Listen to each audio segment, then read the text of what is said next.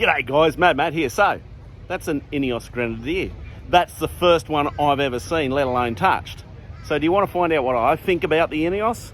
This is my first thoughts, my first look, and I haven't even got to drive it yet. They might not ever let me drive it, but hey, let's go and have a look-see and I'll tell you what I really think about it. So I'm down here at the Brisbane four-wheel drive show and they've got two of these vehicles on display. Now I'm just going to focus on this one because it's got a bit more fruit that I'm interested in. I'm not going to bother telling you about, all the stuff you probably already know. I'm just going to give you what I think, some of the things I've noticed and some of my thoughts about that from a four-wheel driver's perspective. Because let's face it, we all know this vehicle was built with four-wheel drivers in mind and they've tried to capture that. I'll let you know at the end of the video whether I think they've captured it. All right, so let's start here at the front. Obviously, we've got this bull bar set up here. Now, apparently, there's a couple of bolts behind here. This bull bar can bolt off and you can start bolting up other attachments to the vehicle. So that's kind of innovative because as four-wheel drivers, we want to be able to customize our vehicles, okay? Then we've got under here, we've got the winch. I think that there's meant to fold up, but in case I break it, but you've got the horse for the winch up under there. I like this. We've actually got the free spool lever for the winch right here at the front of the vehicle. So you're not going to be trying to dig around in the back here to find that. The only concern I have is some of the wheeling I would do that could get damaged, but I reckon you'd probably be able to take that lever and rotate this so that this lever's not as vulnerable. That's just my thought until you can start unbolting things and playing around with it. That's a thought anyway. The other thing, so winch ropes hanging down underneath like this onto recovery points, I'm not a fan of that because the winch rope gets damaged. So I personally would probably have this at, coming and sitting up here with like a factor 55 hook of some sort, whether it's their ultra hook or another device, so that the winch rope is protected from UV light and all of that. So that's some thoughts around that front end there. Okay, we've got this bash plate here. Feels solid, like it's not just a plastic thing, it's actually got a bit of solid about it. Here's one of my concerns, this steering damper. I would lose that real quick. That would just get hit on rocks and damaged.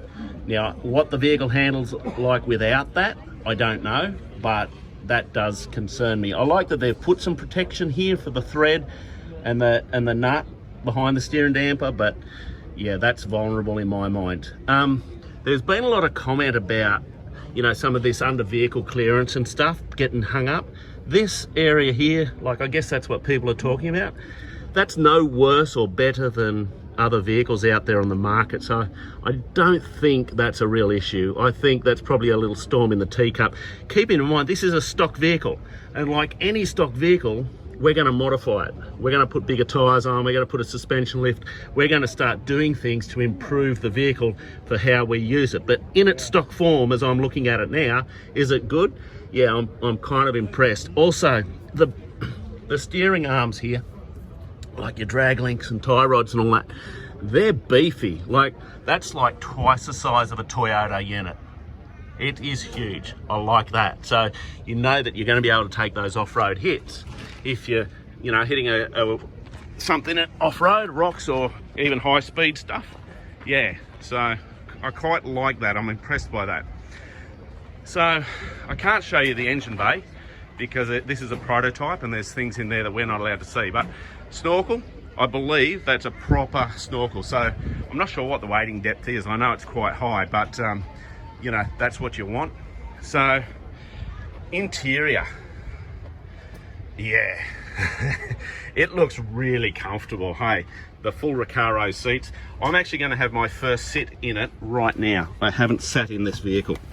Yesterday they wouldn't let me, but today, because I got the video camera going, they did. Now there's been a lot of talk about this raised step here. I'm 6 foot tall. Yeah, I can do my left foot braking comfortably. I've got boots on at the moment, as you can see, and I can drive both pedals quite comfortably there. Off-road, I do a lot of left foot braking, and normal driving, that's comfortable. I don't think that's an issue. I think people are making a storm in a teacup, but that's just my personal opinion. I haven't adjusted the seat or anything It's comfortable, very nice view out over the bonnet, so I'm going to be able to see the track really well. It's actually, if I sit myself up into an off-road driving position, there's really good viewing out of here. So until you get off-road, obviously you don't know what it's about, but all the controls, they're where I'd want them. They're readily available. Again, I'd have to drive it to get familiar with it and see what I really thought. Getting familiar with all of this, I find overhead switches and stuff, at least in my race car, can be a bit of a pain. So I don't know if this would be a good thing or not, but it's a great concept. It looks cool too. It looks really cool. That's one thing I've noticed in this vehicle. It is really nice fit and finish, even with the broken windscreen. So, okay, now this is nice. When you shut these doors, they actually have a really nice solid feel about them. They don't feel tinny and thin, and they've got these dual dust seals. So you've got a dust seal down here, and then you've got another dust seal in there. And so that's I guess that's where some of that that is coming from. Okay, this here, that wouldn't last 5 minutes with me. I'd rip that off, bend it. I believe they do a rock slider version, and I would have to have that, because that just wouldn't work. You all know about the attachments on the side of the doors. That's really functional, good idea. Same with this roof mounting and tie down points. That's all good stuff. I won't spend time talking about that.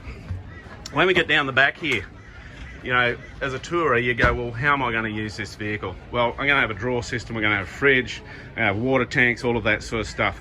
There is more space in the back here, visually at least, without getting my tape measure out, there's more space in the back here than my 105 series. So you're going to be able to put a lot of kit in there for sure. And you've got these sort of mounting points up here and tie down points here and here, where you're going to be able to put like a cargo net or a cargo barrier design, and I believe you can even put one further forward in the vehicle. But one of the other things I did like, the rear doors open out sufficiently that you can access into the back of the vehicle through there. So that's a good thing. This one, not quite as much, but it's not going to be prohibitive. I reckon you could make up another link here just to extend that, and that door could open a little bit further. You'd have to mess around with that, but I'd look into that if you found this was a little bit, you know, tight for you. Up the back here, this hitch here looks to me, again, I don't know for sure, but it looks to me like you could definitely recover off that.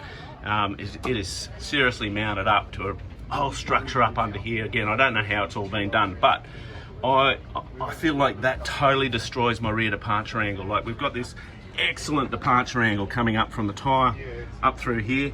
That's really nice for a stock vehicle, and then we go and put this on, which would yeah, I'd be sliding that down rocks every time. So the beauty is, it wouldn't be hard to make up a different type of hitch arrangement. Obviously there'd be some legal elements around it, but you'd be able to change that so that that wasn't so much a problem. So very, very versatile in that sense. So what do I think overall? Well, I'd have one. As a four-wheel driver, as somebody who would use this for touring, for even getting into some of the hard stuff, I'd have to modify it a little bit. I'd probably want 33s on there at least. I'd want the diff locks and all of that. But functionally, I'd be able to make this vehicle work for me off-road really, really well. And I think you'd do it in comfort. I'm going to have to go and see if I can butter up somebody at Ineos and let them see if they'll let me have a drive somewhere along the line. Anyway, guys, I hope that was helpful for somebody. Make sure you hit that subscribe button, hit the like button. I'm Mad Matt. Stay safe on the trails.